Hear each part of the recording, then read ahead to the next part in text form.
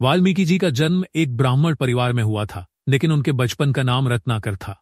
कहा जाता है कि कुछ परिस्थितियों के कारण वे बचपन में अपने परिवार से बिछड़ गए और उनका पालन पोषण एक भील शिकारी समुदाय में हुआ। रत्नाकर का जीवन डाकू के रूप में शुरू हुआ।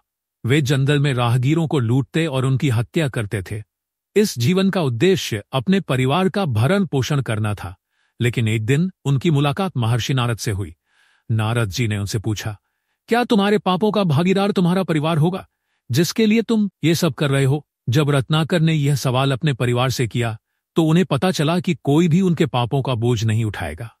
यह सुनकर रत्नाकर का हृदय परिवर्तन हुआ। उन्होंने नारद जी के सुझाव पर राम नाम का जाप शुरू किया।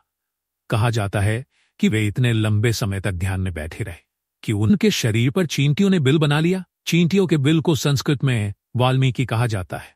जब रत्नाकर का ध्यान टूटा तो उन्होंने एक नए जीवन की शुरुआत की और वे महर्षि वाल्मीकि कहलाए। महर्षि वाल्मीकि ने संस्कृत में रामायण की रचना की, जिसे विश्व की पहली कविता आदि काव्य माना जाता है।